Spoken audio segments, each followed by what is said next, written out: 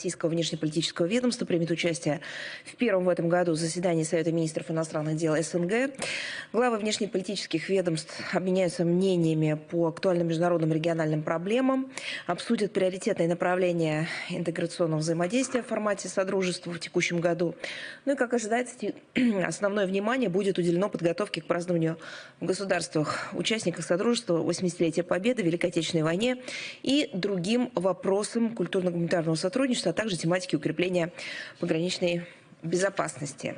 В тот же день министр иностранных дел России Сергей Лавров примет участие в 8-й встрече глав внешнеполитических ведомств России, государств Центральной Азии, Казахстана, Киргизии, Таджикистана, Туркменистана и Узбекистана.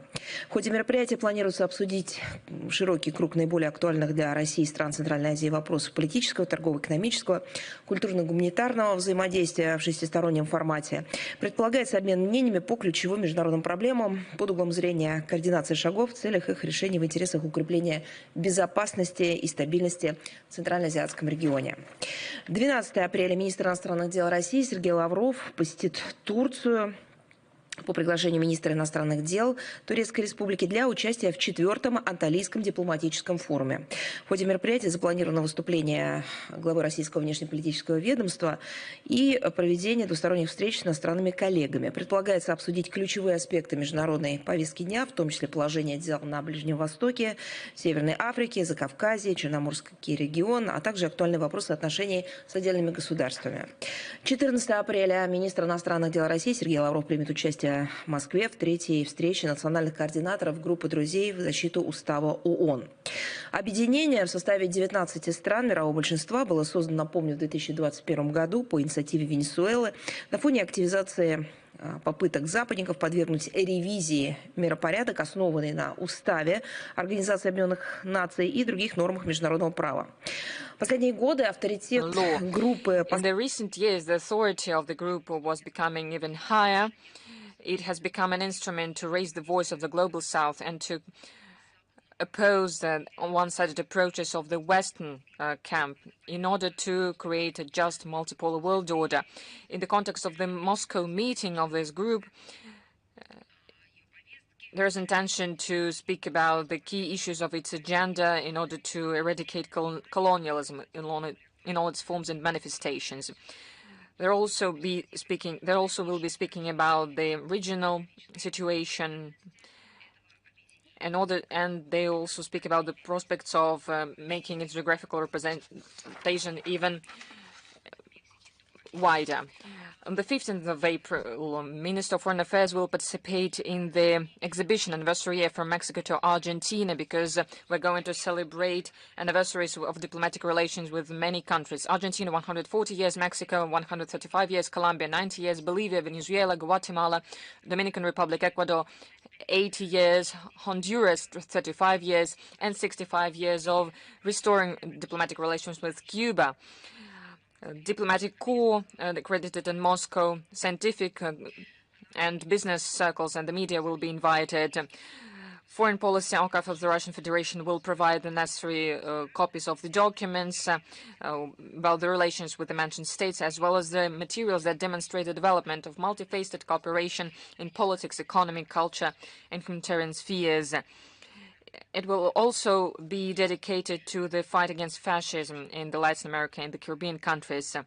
And organizers of the exhibition say that this exhibition will be imbued with the unique Latin American character and will do everything necessary that all the people could see the digital form of this exhibition. On the 16th of April, there will be the 44th Council of Heads of Entities of the Russian Federation presided by a foreign minister. There will be governors, representatives of the administration of the President of the Russian Federation and the federal organs of executive authorities. As you know, there are many citizens that want to come from the hostile countries to our country. This is being implemented in the context of the presidential decree on providing humanitarian support to people that share traditional Russian spiritual and moral values. They will be discussing the recommendations of information, legal, and organizational character to have a systemic work in this sphere. There will also be a report of the head of the Archangel region, Mr. Cybulski, presented, and the governor of the Amur region is going to speak about the creation in the city of Blagoveshchensk, a competent center for Russian-Chinese business cooperation at the federal level to coordinate bilateral interregional ties. Let's speak about the relevant international agenda. I'll answer all the issues that we have received. We have already commented on it. There were many issues about another round of Russian and U.S. Negotiations, consultations concerning the functioning of our diplomatic missions. They will be tomorrow. This will be the second round of Russian-U.S. consultations dedicated to normalizing the functioning of diplomatic missions of two countries. The place, the expert format, and the list of participants are not going to change. They will be in Istanbul. Alexander Darchev is going to be the head of Russian delegation, and the U.S. delegation will be headed by the Deputy Assistant Secretary of State, Senator Coulter. There will also be representatives of the foreign policy departments of Russia and the U.S. They'll continue their detailed work in order to remove the various technical obstacles that make it difficult to work for the diplomats of both our countries. The situation around Ukraine. I would like to speak about the so-called arrangements which Kiev regime agreed to, but from the very first second it started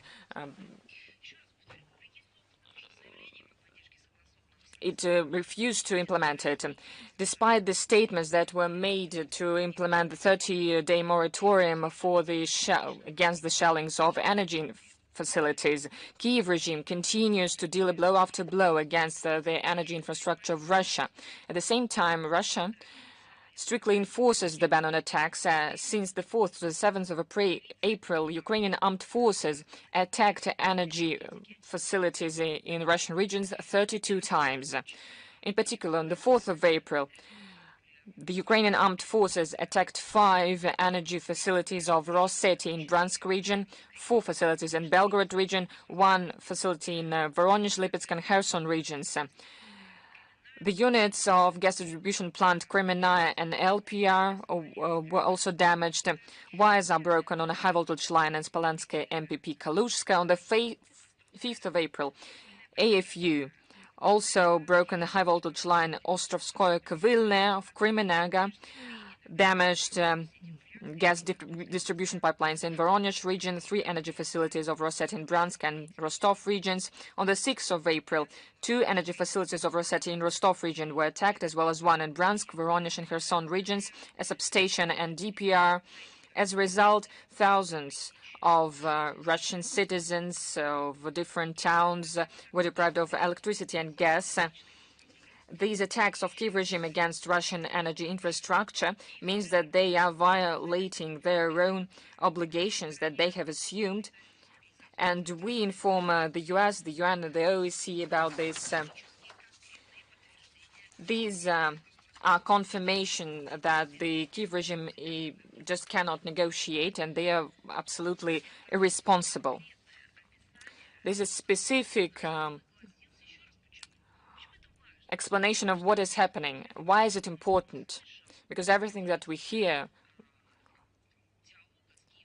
that it is necessary to speak with the Kiev regime. But Kiev regime legally banned itself from having negotiations with us. And they cannot even implement obligations that they have assumed themselves. Speaking about the crimes of Kiev regime in other dimensions, on the 5th of April in Berezovka, Belgorod region, a Ukraine drone attacked a car, 3 people injured, including a 15-year-old teenager.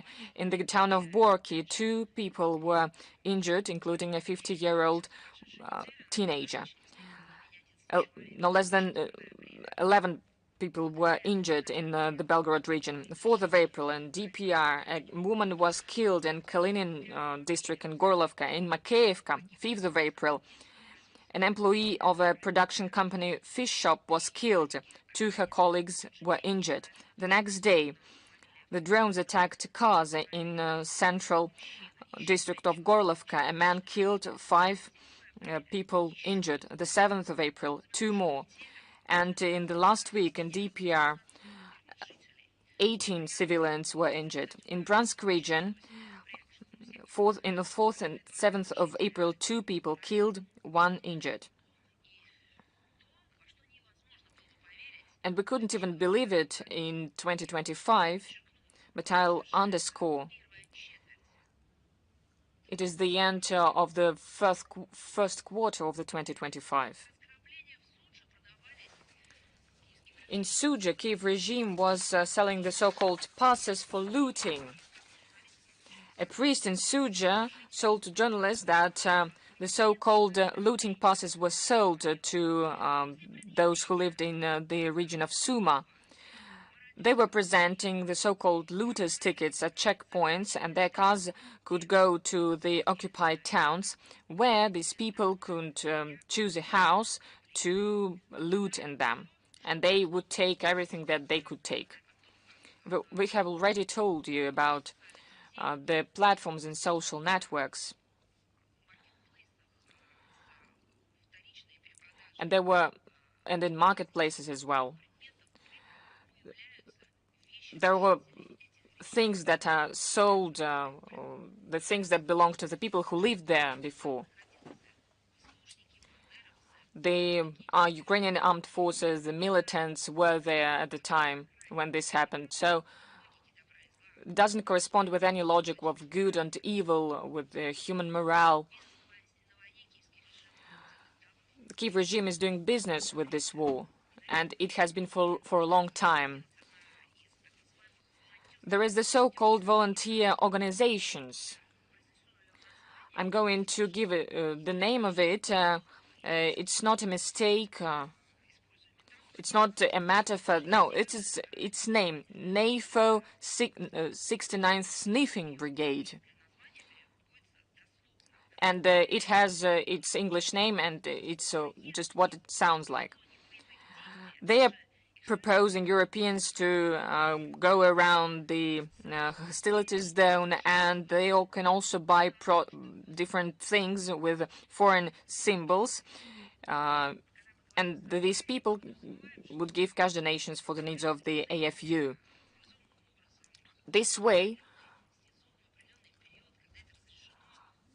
people could come to the so-called hunt. There are special places for this. I'm speaking about hunt for animals. All of this is under control, implemented according to the legislation, and the Kiev regime has its own safari right now. If you want to receive an original chevron, it will cost you 100 euros. If you want an inscription on a car, you'll pay 1,500 euros. For a banner, 2,500 euro. If you pay 10,000 euro, with instructors, you could have this so-called safari to the front line. In the world, by the 21st century, there are many perversions. There are some people that are absolutely inhumane, that don't know what is morality, and they are inventing such things to just have fun. And I couldn't just imagine such a perversion. When people are dying, when people are trying to survive, when the world, this responsible world, is trying to find true exit of this real drama. Someone is ready for a couple of thousand of euros or dollars to go there and to have fun looking at this land covered in blood. Since 2015 till 2022, Ukraine Nazis organized for their fellows in the so-called Nazi mind from the US and Western Europe this business. They could shoot against militia positions in Donbass. This way they will participate in the conflict.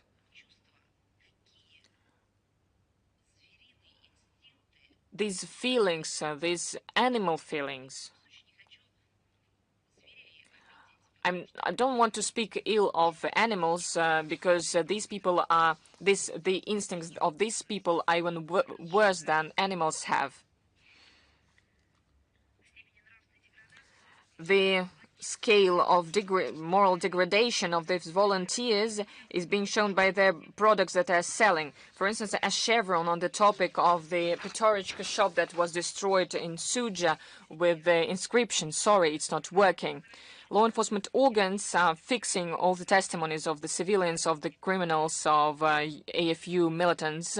There are cases that are being started, investigations are being done concerning all the ill things that they did against the civilians in the Russian regions. This is the year of the 80 years victory on the Great Patriotic War. And this is a very important moment for those who are trying to rewrite history. They are so thrilled and they're taking great pains to rewrite history. And they're doing this systemically. Just remember, 10 years ago, the 9th of April, this same day of the 2015, the Verkhovna Rada of Ukraine adopted a package of laws on decommunization, including the recognition of the members of nationalist bands, including the OUN-UPA, Organization of Ukrainian Nationalists and Ukrainian Insurgent Army. They called them the fighters for the independence of Ukraine. And now the Kiev junta continues this sophisticated policy of falsifying historic truth, eradicating truth about those who won and those who rid the world of the brown plague. These are Hitler henchmen who have on their hands the blood of thousands of women and children and the old, and they have been put on the equal footing of the veterans of the Great Patriotic War. The names of these punishers and collaborationists were included in the annual calendar of the commemorative events and anniversaries of Ukraine. The streets, the monuments were put to honor them. The march torches were organized to honor them, and all of this continues today. And the Western supervisors of the Kiev regime would not only turn a blind eye on the flouting of the memory about this war of the 20th century, but with their silence, they just bless the revival and the imposition of this all of this in the public consciousness of Ukraine. And all of this is now seen in Ukraine. European politicians just do not want or are not able to draw conclusions from the history lessons. In the 1930s, it was the same, and right now the neo-Nazis, at the time that was Nazis, they're trying to inflict a defeat on us. Maybe they're not using this terminology, but we understand what they're thinking. I would like to remind you that such endeavors are doomed to fail. Neo-Nazism has no future. Like 80 years ago, it will be defeated and eradicated. Speaking of punishments for crimes of Ukrainian nationalists, Russian courts continue to issue verdicts to Ukrainian Nazis, 40 years of imprisonment in absentia. That is the sentence for mercenary from Uruguay. There were criminal cases initiated regarding mercenaries from Finland and Georgia, and both these persons are put on an international wanted list. This work does not end, not for a single second. We will brief you on it regularly. Extremely cynical and false reaction was made by Zelensky following a strike by Russian armed forces against a meeting point of commanders of Ukrainian units at Magellan restaurant in Kryvyi Rog. Zelensky was theatrically appalled by the lack of harsh response by the US following the propaganda fake that claimed that a Russian missile killed Ukrainian children. Washington insulted, or rather, he insulted Washington and rebuked him. That he also called on to press on Russia. Allegedly, Russia is sowing death. Well, it is something that is related to his drug addiction, or just a short reminder of himself. If he does wish to call a spade, we will do that. The footage shows that the armed forces of Russia made a strike against military goals, and it was a high-precision strike. According to the Russian MOD, up to 85 servicemen and foreign fighters were eliminated. Everything that could happen around this facility. Well, we were asked to call a spade, and that's what we are doing. This was caused by missile defense of Ukraine that was located close to residential houses, and these missile defense was used not professionally. This led to civilian casualties. Unfortunately, this was a tragic norm for Ukrainian Nazis. They sacrificed the life of their compatriots. This tactics of deploying snipers, equipment in residential areas, including close to children facilities, kindergartens, hospitals, clinics, that is something that they've been using all the time, and that's what we've been saying all the time. Meanwhile, we reveal even more facts of deliberate killings by Ukrainian fighters of innocent people, including women and elderly people.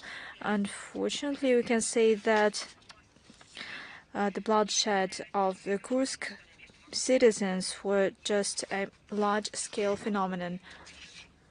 According to eyewitness account that lived through a genuine hell, the white flag or any civil signs are perceived by these murderers from armed forces of Ukraine as a message, as a signal to kill defenseless people, regardless of whether they are Russians or Ukrainians. Let me also draw your attention that today, to the press center of the Russia Today agency, there will be a presentation of a report on war crimes. It was developed following eyewitness accounts by Maxim Grigoriev, the president of the International Civil Tribunal. We invite Russian and foreign media representatives to take part in this meeting, in this presentation. Indeed, this is a very difficult report. I would like to warn you straight away. It's very hard to hear that, to listen to that, to realize that, but you need to do that.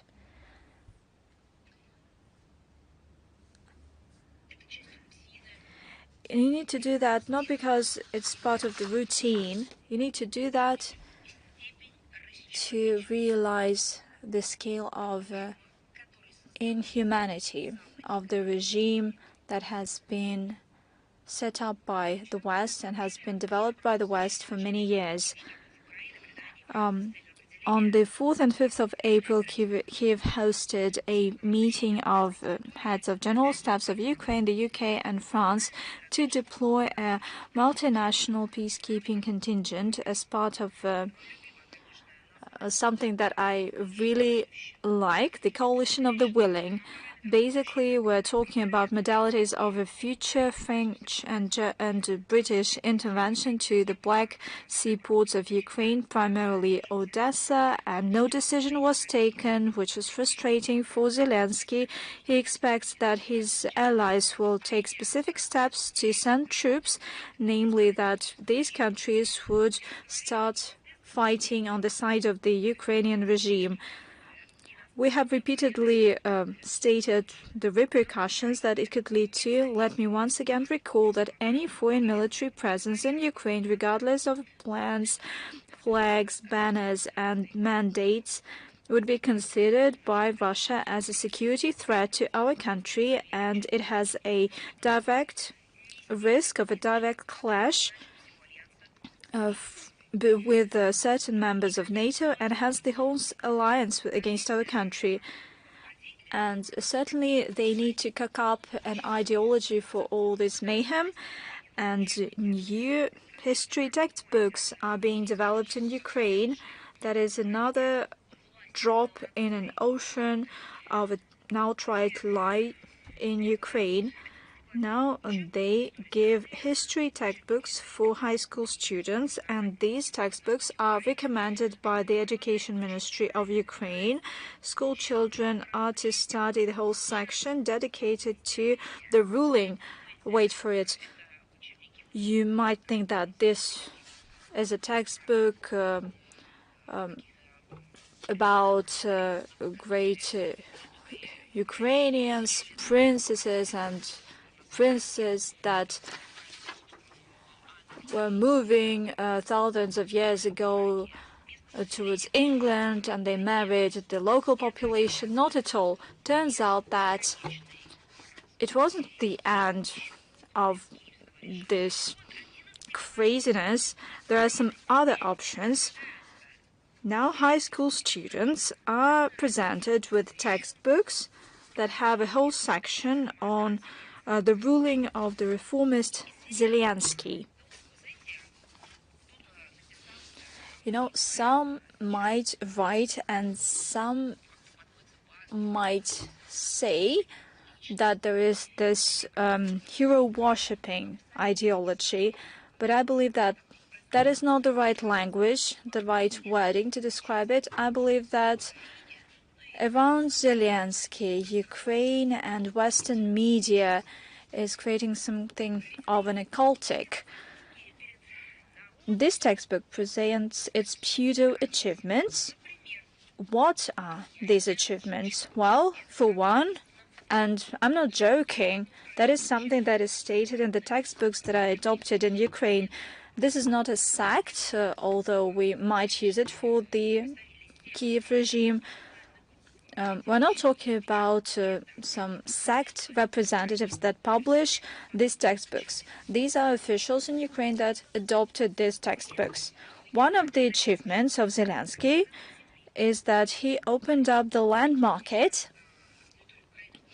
From the territory of Ukraine, this fertile land is being exported, and that's how they name it, the opening of the land market. Another achievement of his is a huge red tape and huge corruption around the big construction. You know that it was initiated back in 2020 in order to improve infrastructure and education, and turned out that it was all constructed at high price, and all too often it was called a big theft rather than big construction. And now it is something that school children should be proud of in Ukraine until they are not drafted. As for thousands of exterminated Ukrainians on the battlefield, economic disaster and outright robbery, nothing is said in this regard.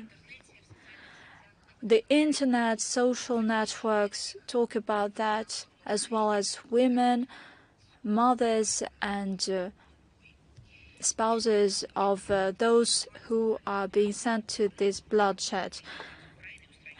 These facts once again confirm the relevance of the special military operation. As our leadership repeatedly stated, the goals of the special military operation will be definitely achieved. And another material that we saw in social media, it was something of a hype in a media platform. There is mounting evidence that the Kiev regime turned the war into a lucrative business. We talked about black band transplantology. It has reached to record high numbers. Even before 2022, we have repeatedly raised this issue of black transplantologists, and there was a relevant journalist investigation by Russian journalists and Western ones. Now there is a number of other evidence, namely from Andrei Chemov, who is a prisoner from the 41st Infantry Brigade of the Ukrainian Armed Forces. Turns out that he had a certificate from the Defense Ministry, from the Health Ministry of Canada's province of Ontario, stating that he would voluntarily donate his body, organs and tissues once he is dead. The fighters filled in these blanks, and the soldiers were told that this file, this paper, and you should be brave enough to comprehend it. This is a French medical certificate. Since this document is in French, which is one of the official languages of Ontario, Canada, and this medical French certificate would allow these soldiers of Ukraine to be treated in one of prestigious hospitals in France once they are wounded.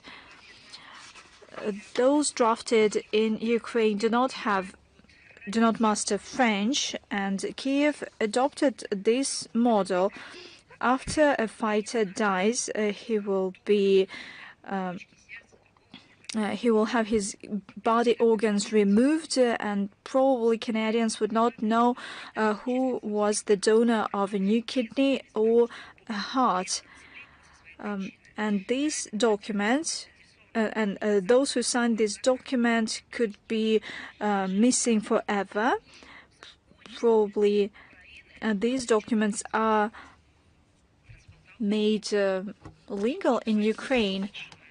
And that is why even a person is wounded but could be healed,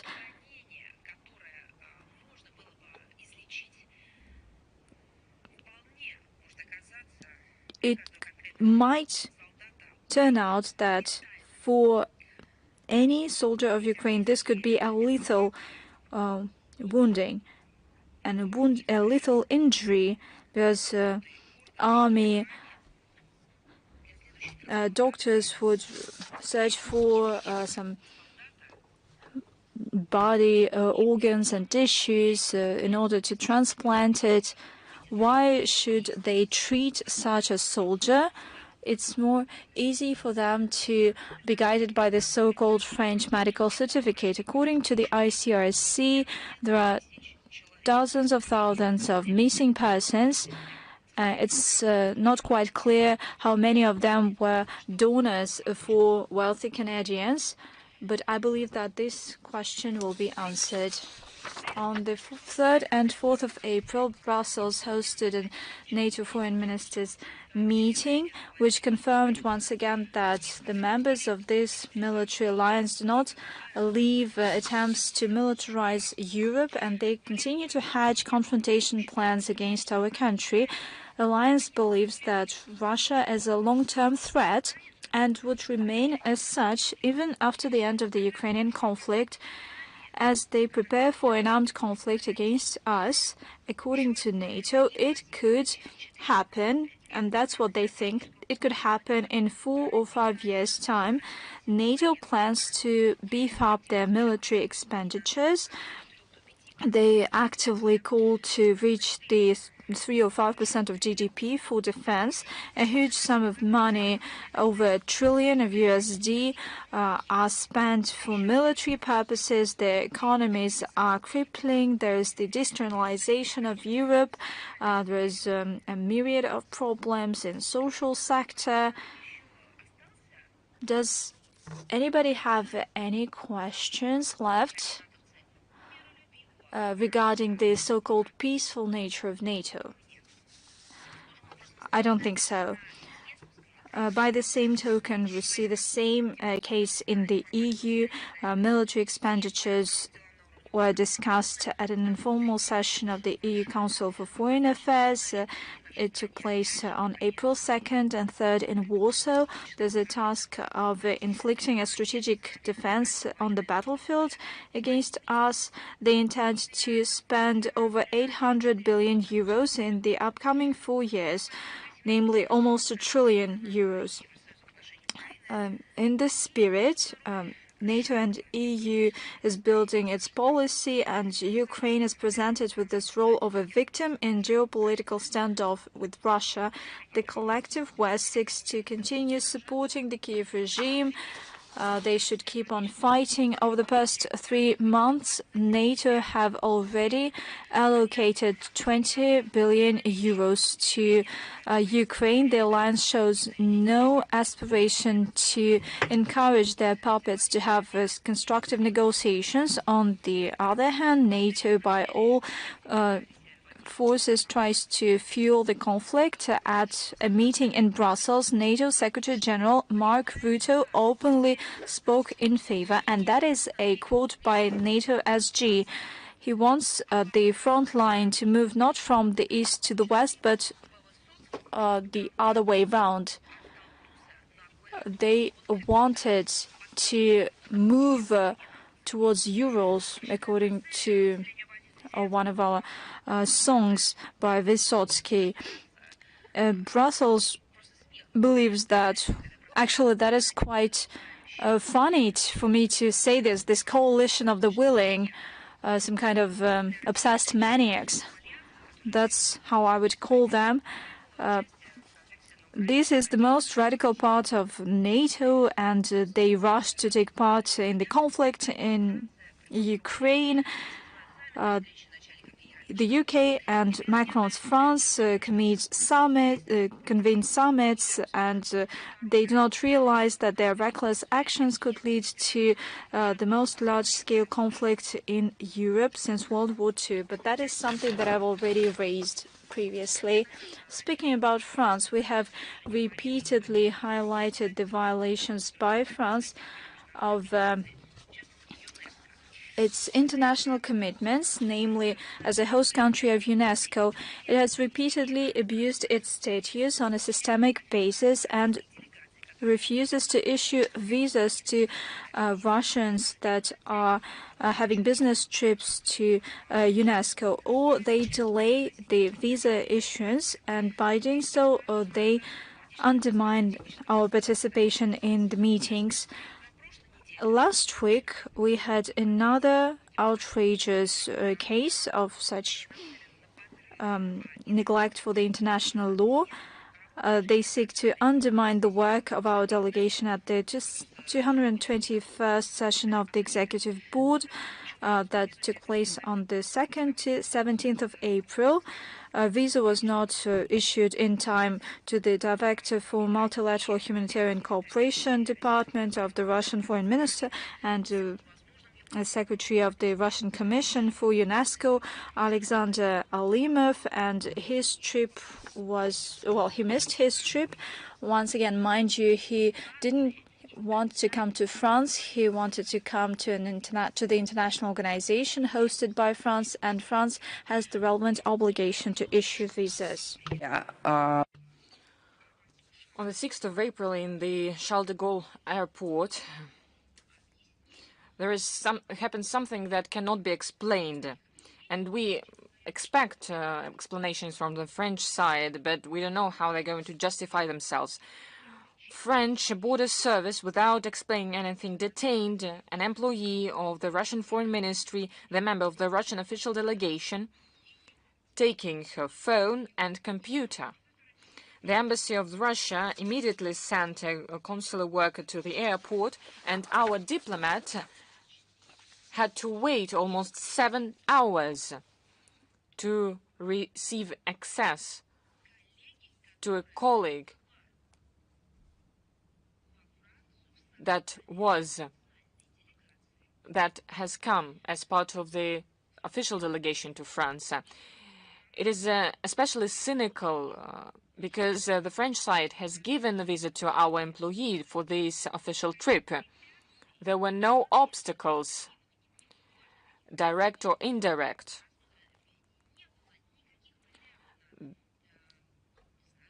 There were no claims, and the French visa was given to this employee.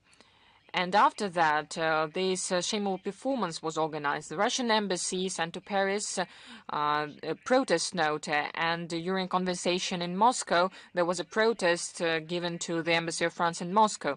And as a result, after all of this, our colleague could enter the country. But for 24 hours, just imagine it, she had to stay in the border zone of the airport, and we're not going to leave it without consequences. And when we're speaking about consequences, we want Paris to understand that the protest note is not a consequence. You're going to see what they are going to be. We're demanding from the Paris to implement the provisions of the Article 9 of the agreement between the government of the French Republic and the United Nations Educational, Scientific and Cultural Organization regarding the headquarters of UNESCO, its privileges and immunities on the territory of France since of 1954. According to this document, French authorities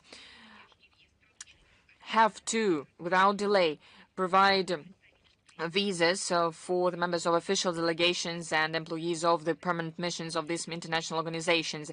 And we ask the Secretariat of UNESCO to do everything in its mandate to end this illegitimate discriminant practice that questions the capacity of France to implement the functions of the receiving state. I have my own idea about what happened. There is a new French ambassador that has come to Moscow. Maybe some people in the French foreign minister have played a dirty trick on him. That is why he starts his work with such a scandal.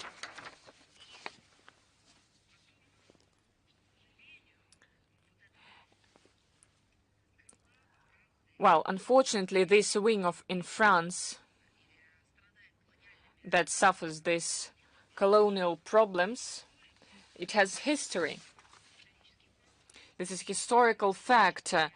Paris has a great colonial legacy, and we have already been speaking about colonialism, French colonialism in other regions of the world, and there is a special section in our website regarding historical and legal responsibility of France for colonial and post-colonial period crimes. Paris has turned a whole continent in its resource base. French colonial policy was based on the ideas of racial and cultural, as they formulated it, supremacy. And the French thought that they were the bearers of higher meanings, as they called themselves. As for Algerians, the colonial administration was using abductions, extrajudicial executions, tortures, sexual violence. As a result, millions of people were killed. Political instability was the result of all of it, as well as undeveloped economy and the damage to environment. Brutal crimes of colonial past are still being felt by the many peoples of the world. And one of the examples of the crimes of France of the colonial period is Algeria. This is a North African country that before the French colonists came was a very important country, and it restored its independence only in 1965 after an 8-year war that ended with the Avian Accords that gave Algeria freedom. Freedom after 132 French occupation. Algeria takes efforts progressively to show the facts of its fight against colonialism. There was a National Museum of Fighters for Independence created in order to preserve the memory of colonial policy against Algerian people, about the resistance to colonial powers, and about its fight for independence.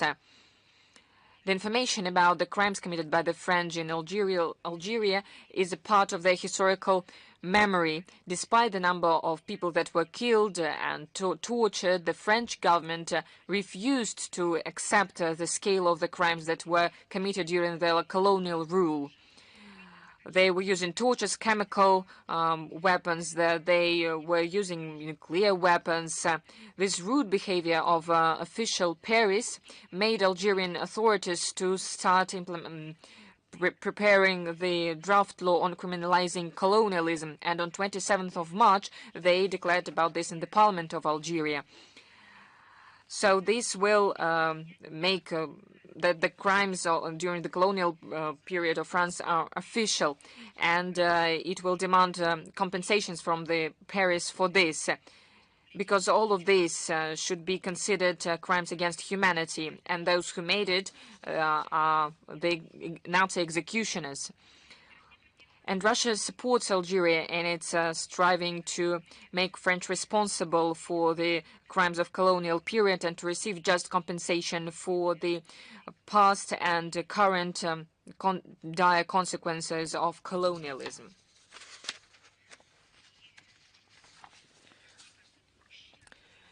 And let's also speak about the inferior impunity in the West, and it led it to the fact that they have lost the sense of reality. The EU is destroying its own economy, refusing to use our energy resources. It is being in fever right now because of the increased tariffs on imports from the EU introduced by the US administration. They are not. They are promising to protect the interests of their own citizens and producers, but the prospects are very grim for the EU economy. In 4 years of presidency of the new administration, they can lose around €1 trillion, but they are giving the number of 750 billion euros. I wouldn't like to speak about the future losses, but about the losses that they have already suffered. The EU doesn't want to tell their own citizens how they have collapsed the economic prosperity that has been created in the EU countries. It was destroyed by the ideologists that wanted to break all the economic ties with our country. These results are not going to happen. They are already here. There was a wave of the so-called criticism or any attempts to analyze of what is going to happen to the EU with the new US tariffs. But they need to talk about this to their own citizens. I'm speaking about the regimes in the EU. What have they done when they refuse to use Russian energy resources? How has it affected the lives of citizens and the big European companies? And we already know all these figures, but the EU is silencing all of this. They are not telling how the massive anti-Russian sanctions affected the EU economy, and other reckless actions or sometimes very deliberate actions concerning our country. The brightest example is the next one. This is the factor that they refuse to use our energy resources. But this is all started with the response, with the counter-sanctions against them.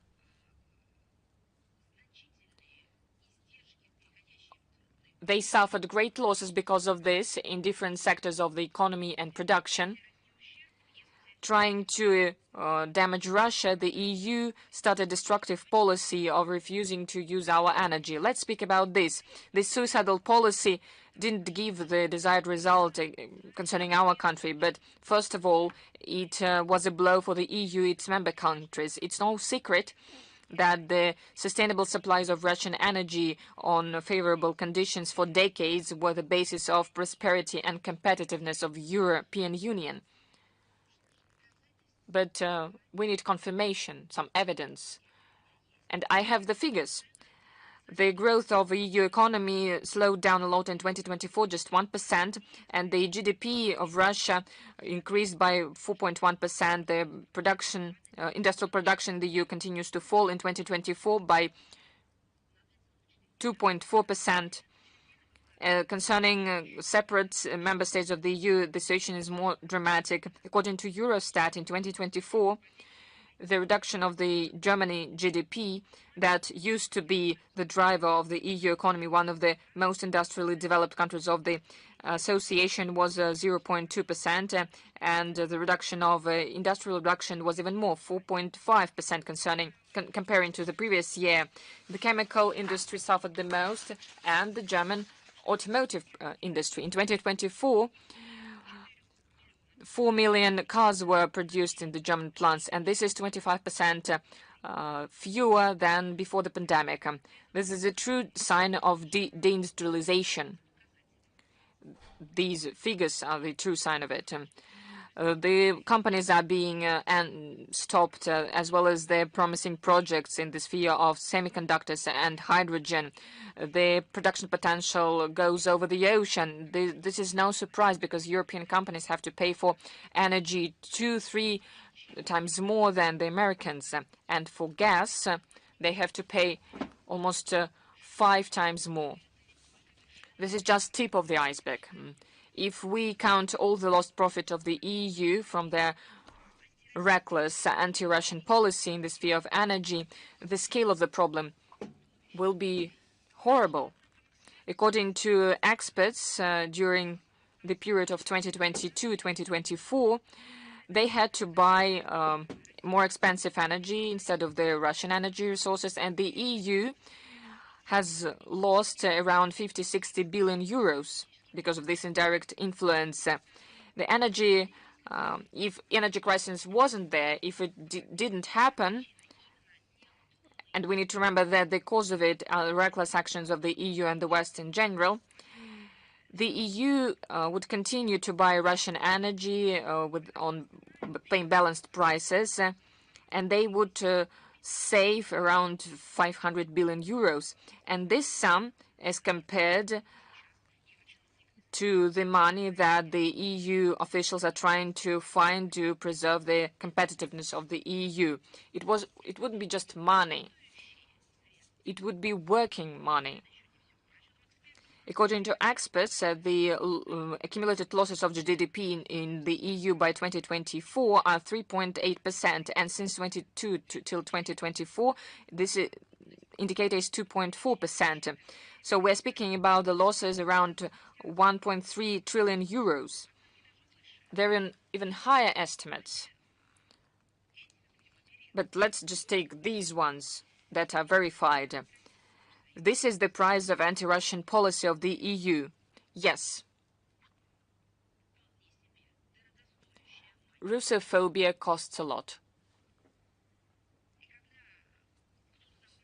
And when someone in Brussels speaks about successes in their track of refusing to use Russian energy, they can remember all these figures. And first of all, this destructive EU policy affected common Europeans. Experts have calculated the EU citizens received 1.6 trillion euros revenue less in 2022-2024. This is a lot of money that could be used to solve real acute problems. For instance, fighting energy poverty and other problems as well.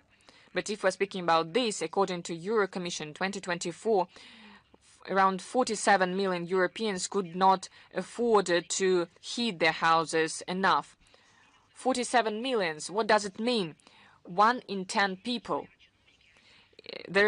It's no surprise that the EU officials are doing all they can to support the grade of anti-Russian rhetoric. They have to press their citizens, making them tighten their belts, but it becomes even harder. Right now, Brussels has, because right now people have a lot of access to different information on the internet. However, Brussels continues its suicidal way, squandering hundreds of billions of euro to support Kiev regime, to militarize European economy, paying for the supply of expensive US energy resources. And we come to the question that we have already asked, whose interests they are protecting, being headed by the Ursula von der Leyen. On the 13th of April of 2015, the UN General Assembly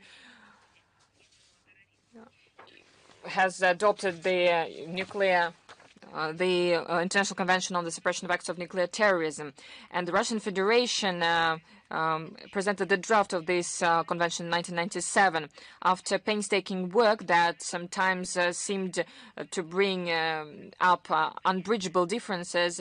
Finally, we managed to create a text of this very important convention in fighting terrorism. The convention entered into force on the 7th of July 2007. It has become the first treaty that was adopted in the UN by the initiative of Russia. And for the first time, this anti-terrorist convention was created before any possible terrorist acts are being implemented, being committed with any terrorist acts with the use of nuclear materials or other radioactive substances. This is the first universal treaty that is dedicated to stop the use of terrorist acts with the massive destruction. This ensures that the anti-terrorist protection of peaceful and military aid and the prevention of terrorist acts with the use of improvised nuclear devices, and provides for inevitability of responsibility of people that commit such acts of nuclear terrorism on the basis of either extradite or prosecute. And the convention includes the mechanism to return radioactive materials, nuclear devices, and substances. On the 14th of April 2005, our president signed this convention, and in 2007, an instrument of ratification was given to the UN Secretary General. And Russia was the first state, nuclear state, to do this. On the 2nd of April, the boost of Leo Tolstoy was opened in the Colombian Institute of Culture, and it was dedicated to celebrating 80 years of the Institute of Culture that was opened in November 1944, as well as to the 90 years of diplomatic relations between Russia and Colombia that were established on the 25th of June in 1935. On the eve of the 80th anniversary of the Great War, we remember the gesture of friendship of the Colombian people that in the years of hardship during the Great Patriotic War, they showed solidarity with the feats of Soviet soldiers and the home front workers. And they created the Institute of Colombian on Soviet Friendship, and this moral support was very important for our citizens while they were fighting Nazi invaders. Since 1991, this institution has the name of Leo Tolstoy. And now we're glad that this boost prepared by the great Russian sculptor Salvat Sherbakov will be decorating its halls. This initiative has become possible thanks to the project of Alley of Russian Glory.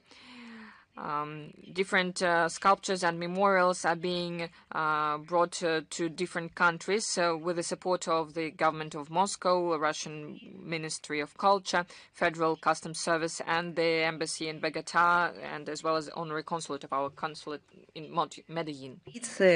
We value the interest showed by many citizens of Colombia to Russian culture and language, and we thank all those who helped the establishment of this boost. And we look forward to further strengthening the friendship between our peoples and countries. And A few points on the victory and World War II. On the 7th and 8th of April, in the run-up to the anniversary date, the Mortal Regiment Foundation had a forum that brought together coordinators of the Mortal Regiment from 50 countries. It sought to consolidate efforts to preserve historical memory on fighting against Nazism and confronting falsification of history. The forum brought together prominent political activists, people of culture and art, patriotic public organizations, and in introductory remarks were given by Sergei Lavrov, and a few words on the 80th anniversary of the defeat of German unit of Königsberg and the seizing of Königsberg, namely Kaliningrad. It took place 80 years ago during East Prussian operation. It confirmed the high level of professionalism of Soviet strategists and showed the combat capability of the Red Army to fight using great skill and not great numbers. The then capital of Eastern Prussia was perceived as one of the unassailable fortresses of Third Reich, and it was prepared for long resistance even amid complete isolation. The defense was based on fortified posts. They withstood the test of time, and Germans called it the Iron Door. According to a veteran of the Great Patriotic War, Marat Yegorov, and I quote, 1 meter thick walls could fall only under our 305mm artillery. The Königsberg operation to seize the city was led by the commander of the 3rd Belarus Front, Marshal Alexander Vasilevsky, and it was a flash-like virtually, and it was completed within 3 days. The assault started on April 6 at 9 a.m. There was a barrage fire, infantry, tanks, and self-propelled vehicles. The second day, the city was encircled. On April 9th, Soviet troops eliminated the last hotbeds of resistance, and the Surrender Act was signed. The fall of Königsberg was a serious blow on German resistance. They lost the main navy base of Bilau. The main forces of Samland and East Prussian units were destroyed. The assault of the fortress was celebrated by the highest grade of celebratory gunfire, 24 artillery salvos, and there was a Soviet medal established. It was established for the seizing of a fortress city, and I would like to convey my best regards to Annalena Baerbock, Foreign Minister of Germany. She said that she is proud of her granddad who fought on the side of Third Reich in Königsberg. The Resistance Day is celebrated on the 11th of April. They celebrate those who were fighting, and we value their memory. The citizens of France, Germany, Belgium, and other countries of Europe were participating. Several independence resistance organizations were set up. They collected intel. They undermined events of the occupied authorities. And according to historians, 40 to 50,000 Belgians participated there. 17,000 died. In Bulgaria, the core of this group was the Homeland Front. They coordinated guerrilla units nationwide, and they dealt a significant material damage to them, despite drastic change of Bulgarian political agenda and attempts to rewrite the outcomes of World War II. Anti-fascist organizations continue to defend historical truth. Citizens stand against destroying monuments to Soviet warriors. They pay tribute to Nikola Vartsplapa, Vladimir Zaimov, Alexander Piev, Angel Wittgenstein. This fight against occupants was international, and it had one goal: to defeat Hitler forces and to liberate territories that were seized and to destroy a hatred ideology. Over 180,000 compatriots participated in anti-fascist movement all around Europe. We're not talking about POWs that fled German concentration camps, but also innocent people that were put in slavery. We already talked about citizens that fought in France, Italy, Poland, Czechoslovakia, Greece. Let us talk about the Baltic states. In Latvia, some 125,000 Latvians and citizens of Latvian SSR participated in the movement, and units from Big Land helped these guerrilla movements. From Russia, from Belarus, in the Leningrad region in summer 1942, guerrilla regiment for Soviet Latvia was established. In February 1943, a guerrilla movement of Latvia was established. It was at the helm of the liberating fight. Guerrillas attacked small Hitler garrisons. They punished traitors during the war. In Lithuania, over 9,000 Soviet guerrilla fighters were fighting. They destroyed over 10,000 occupants. They destroyed dozens of Hitler military camps, and they destroyed railroads, communication lines. They were exceptionally brave. Does modern Lithuania remember the feat of a 20-year-old compatriot, Maria Melnikaite? She was seized by German butchers during a military operation. Hitler supporters tortured her in an inhumane way, and before execution, Maria proudly said, "I have been fighting and I'm dying for Soviet Lithuania. Why did you come here, you German dogs?" And for this bravery, and she was brave, very exceptionally brave, and for this resilience, she was awarded with the title of the Hero of the Soviet Union. The armed fight of guerrilla movement in the Soviet Union made a decisive contribution and brought closer the end of the most murderous war in global history. Over 300,000 Soviet guerrillas were awarded with orders and medals. 249 were awarded with the Hero of the Soviet Union. Two of them were awarded with the Hero of Soviet Union twice. The movement also brought on board members of Foreign Ministry, Nikolai Pevtsov and Vladimir Shestakov, as well as Igor Dementyev. They will always be remembered. On the 11th of April, the whole world celebrates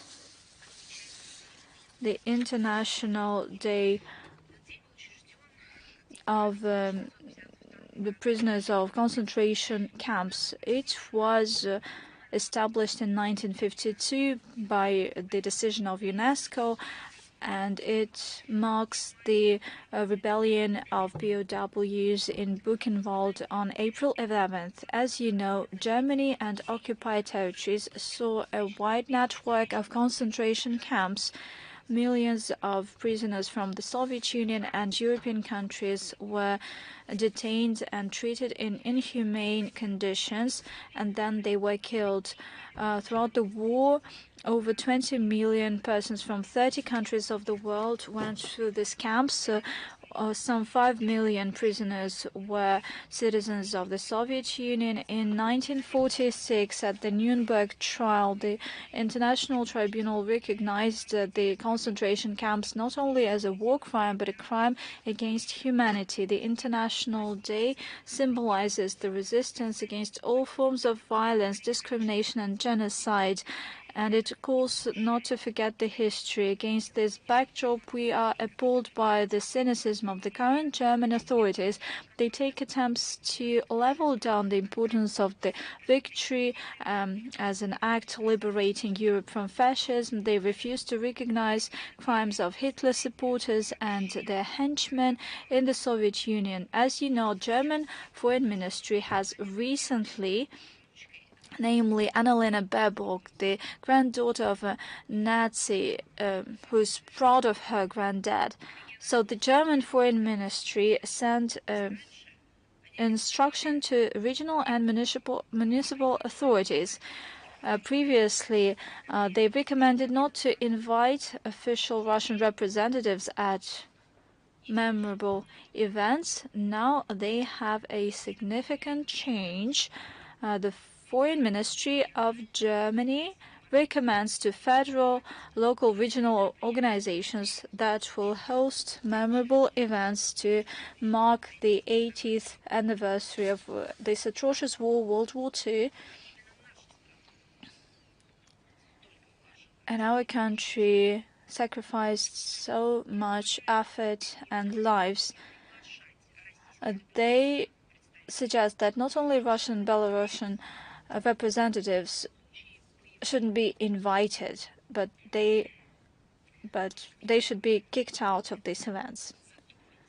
We have already commented on that. Come to think of it, it was made by Annalena Baerbock. She claims, and she wants to become the president of the UN General Assembly this year, which is an anniversary year for the victory over Nazism, and it is also an anniversary date for the United Nations. On the 13th of April 1945, the troops of the Third Ukrainian Front, under the command of Marshal Fyodor Tolbukhin, seized Vienna completely.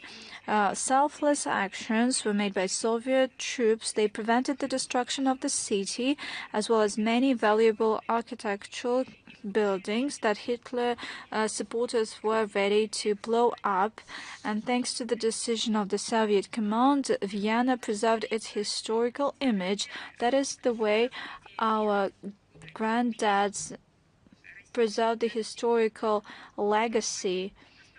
And now it's quite tricky for Russian diplomats to get there, given the difficulties posed by officials in Vienna. During the Vienna offensive from the 16th of March to the 15th of April 1945, thousands of Red Army soldiers died. The German command gave huge importance to the Vienna direction. It hoped to stop Soviet troops and to cut a separate peace with the UK and the US. However, Soviet troops defeated the South Army and reached the outskirts of Vienna. As they tried to prevent futile casualties and to preserve historical monuments of the city, the commandant of the Third Ukrainian Front asked the population of Vienna to help Soviet troops. On the 9th of April, the Soviet government published a statement confirming its decision to abide by the Moscow Declaration on Independence of Austria. By noon on April 13th, Vienna was completely cleansed of fascist troops, and to celebrate the victory, on 9 p.m. on the 13th of April, the capital of our homeland, Moscow, had a celebratory gunfire. To mark this victory, over 20 units were given the title Vienna units. Soviet government had a medal for the seizing of Vienna. There are 217 monuments and military burials in Austria.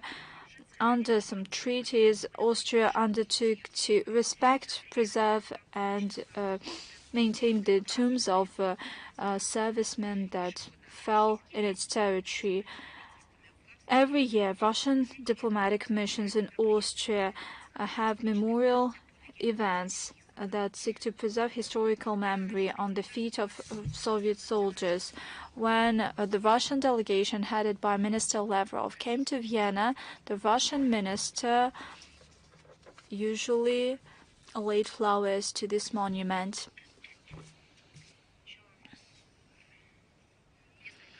And a few important humanitarian points. On the 8th of April, the official website, Global Fact-Checking Network, was launched. We will definitely publish a link to this website. This is a global online platform that is accessible to all users. It brings together experts that debunk fake news. It is an information portal that accumulates topical research and debunking and investigation. In Moscow, there was a dialogue of regions. It was supported by the Foreign Ministry of Russia. It brought together over 1,000 of Russians and other participants from 60 countries of the world. The participants undertook the responsible fact-checking principles, and this is a global initiative that followed the endless flow of fake news and smear campaigns promoted by the West. The biased pseudo fact-checking activities. The forum saw the signing of a memorandum on establishing of the association, and it was supported by the TASS Information Agency. And congratulations to all of you on the results. We see this outcome, and there is a website in English, French and Russians, and the first investigations that are already published, for instance, on a new wave of deepfakes. High-profile materials were published, namely on something that has been closed recently, the Voice of America. There are voices calling to save this voice of propaganda, and we provide multiple examples of how this misleading entity was used, how it used fake news and fake toolbox that we have repeatedly mentioned, and now it is confirmed by American investigations. I highly recommend you to study it. We will publish the link. The goal of fact-checking analysis is to raise awareness about responsible contact with information, and any user might note that the key place in practical terms, in conceptual terms, is reserved to the code of responsible fact-checking. You can study it even now. All the links will be accessible in the text of the briefing.